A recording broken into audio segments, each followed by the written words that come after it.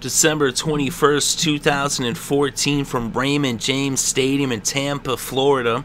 It was the Green Bay Packers at the Tampa Bay Buccaneers.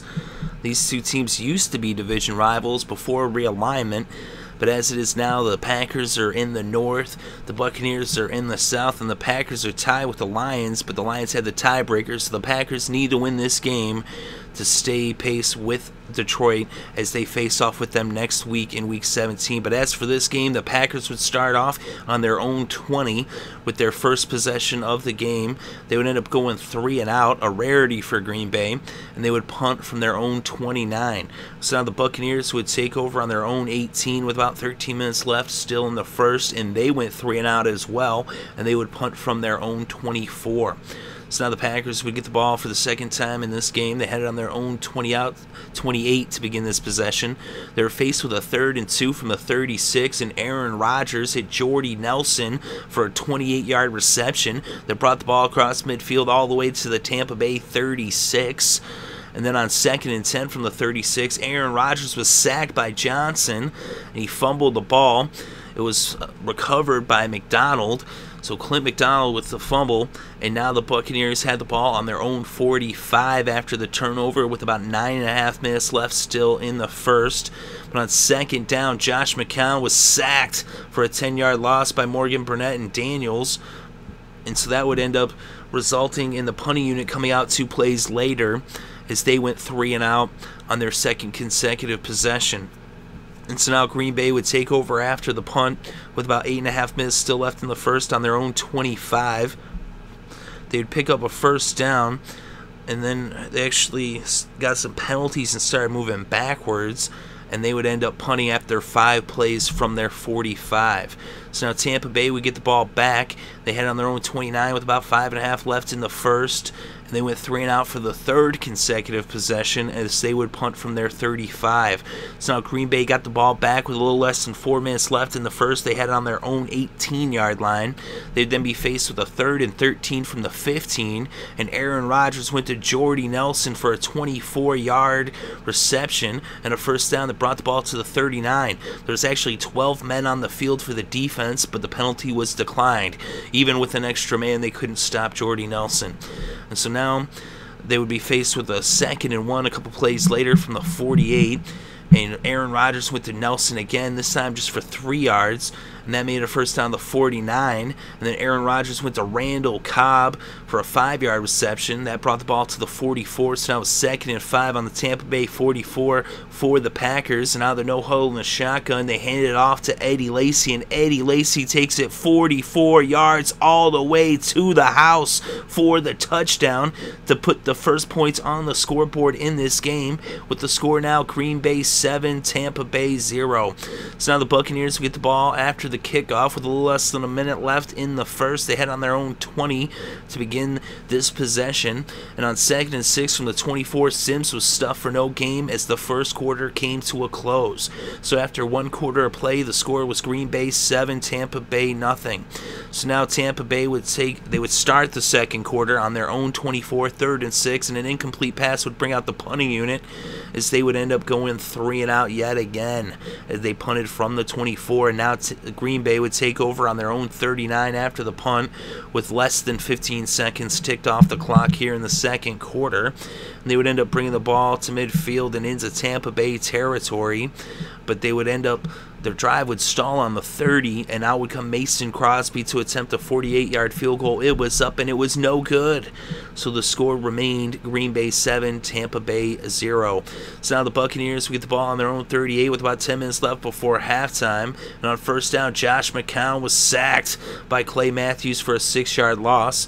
And a couple plays later, they would punt as they went 3 and out, and they'd punt from their own 32. As that was becoming a trend for the Buccaneers offense, as they just kept going 3 and out, as the Packers defense was coming up huge in this game. So now the Packers had the ball on their own 25 after the punt with about 9 minutes left in the second quarter, and they would bring the ball down into Tampa territory. They pick up some first downs, and they ended up on the 24, and on 4th and 7, they'd bring out Mason Crosby, this time to attempt a 42-yard field goal. This time it was good, and now the Packers extended their lead to 10 points with the score Green Bay 10, Tampa Bay 0. So now the Buccaneers get the ball with less than 5 minutes left in the second quarter. They start off with it on their own 20 after the kickoff. They actually would end up bringing the ball near midfield when they had a huge play when Josh McCown hit Vincent Jackson for a 40-yard reception that brought the ball from their 30 all the way to the Green Bay 30. But then offensive pass interference would push them back to the Green Bay 40 for 1st and 20. But then McCown hit Sims for an 18-yard reception that made it 2nd and 2 on the 22 for the Buccaneers as this game went to the 2-minute warning. But they would be coming out the 2-minute warning. They had a run for no gain, then a run from a yard, and they took a timeout. And now on 4th and 1 from the 21, they elected to go for it, and they gave it to Muscle Hamster. He picked up the yard and the first down at the 20. But then a couple of incomplete passes made it 3rd and 10 on the 20. Josh McCown out of the shotgun, and he was sacked by Julius Peppers. And now Tampa Bay took their second timeout. Green Bay took their last timeout. And out came Patrick Murray to attempt a 43-yard field goal on the final play of the first half. It was up. It was good. And on the final play of the first half, the Buccaneers finally get on the scoreboard. And the score was now Green Bay 10, Tampa Bay 3. So right before halftime, the Bucs cut the Packers' lead to 7. And going into the second half, it would still be anyone's game, although the Packers' defense had been quite dominant up to this point. And with the score here at halftime, Green Bay 10, Tampa Bay 3. So now to begin the second half, the Buccaneers would get the ball first. They had it on their own 20 to begin the first possession of the second half. And they would go 3 and out. That's right, you guessed it. And they would punt from their own 26. Now the Packers would take over on their own 33. They would end up moving the ball across midfield and into Tampa territory, into the red zone, all the way down to the 1-yard line. They were faced with a 4th and goal on the 1. They elected to go for it, but an incomplete pass would turn the ball over on downs. So after 13 plays, 66 yards, and almost 8 minutes, they didn't get any points out of this drive. And so now Tampa Bay would take over on their own 1-yard line, backed up against their own end zone. They were faced with a 3rd and 9 from the 2, and Josh McCown hit Mike Evans for a 15-yard reception that brought the ball out to the 17. They would end up punting from their own 14 after McCown was sacked by Neal on 3rd down for a 9-yard loss. And so they punted from the 14, but they got out the shadow of their own end zone. And they would punt the ball to the Packers. The Packers now took over on their own 37 after the punt with less than 2 minutes left in the third, as this third quarter went by pretty quick. And then they picked up a first down, and it was a first down on the 47. Aaron Rodgers then hit Jordy Nelson for a 6-yard reception, and the third quarter came to a close. So after 3 quarters of play, the score was Green Bay 10, Tampa Bay 3. So now to begin the fourth quarter, the Packers had the ball on the Tampa Bay 47. It was 2nd and 4. Aaron Rodgers then went to Randall Cobb. He picked up 6 yards and the first down at the Tampa Bay 41. They were then faced with a 3rd and 1 from the 32. Eddie Lacy picked up 6 yards and the first down at the 26. They then hand off to John Kuhn. He picked up 11 yards and the first down in the red zone at the Tampa Bay 15. Their drive would stall, though, on the 7, and out would come Mason Crosby to attempt a 25-yard field goal. It was up. It was good, and the Packers extended their lead to 10 points with the score Green Bay 13, Tampa Bay 3. So now the Buccaneers will get the ball after the kickoff on their own 20-yard line to begin their next possession. They did pick up a first down, but then they ended up fumbling the ball on 2nd and 5 from the 42 when McCown was sacked by Julius Peppers. The Bucs recovered it. But now on 3rd and 18 from the 29, McCown was sacked for the second consecutive play, this time by Clay Matthews. And so now they would end up having to punt the ball from their own 24. So now the Packers would take over with less than 7 minutes left in this game, up by 10 points, and the ball on their own 29. Kuhn then ran for 11 yards to bring the ball to the 40. Aaron Rodgers then hit Corliss for a 16-yard reception that made a first down on the Tampa Bay 44. They were then faced with a second and 16 from the 50, and Aaron Rodgers hit Randall Cobb, and here comes Randall for a 30-yard reception, a first down at the edge of the red zone on the Tampa Bay 20. And then on second and 10 from the 20, Aaron Rodgers hit Jordy Nelson for a 19-yard reception. The Packers would take a timeout, and it was now first and goal on the 1.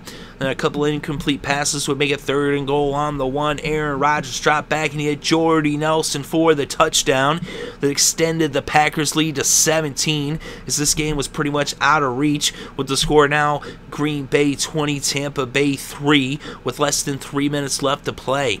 Now the Bucs would end up getting the ball on their own 20, and on first down, McCown was sacked by Clay Matthews and Jones for a 7-yard loss. They were then faced with a 3rd and 7 from the 20. McCown hit Mike Evans for a 10-yard reception, a first down. But then on 2nd and 10 from the 30, McCown dropped back, and he was intercepted by Jones. And so now the Packers would get the ball back, and all that was left to do was for Matt Flynn to take 3 knees. So now the Packers brought this game to a close with the final score, Green Bay 20, Tampa Bay 3. And with the win, the Packers now 11-4. They're 4-4 on the road this season. And they're going to be waiting to see what happens with the Detroit Lions and the Chicago Bears, as they entered the day tied with the Lions, although the Lions had the tiebreaker. But next week the Packers will be facing the Lions, and that game either way is going to be for the NFC North Division title. But either way, the Packers are in the playoffs with the loss the Eagles had yesterday, and with this win here. The Buccaneers, with the loss, are 2-13 on the season. They're 0-7 at home, as they have yet to win a game in Tampa. But in this game, Aaron Rodgers was 31 for 40 with 318 passing yards and a touchdown.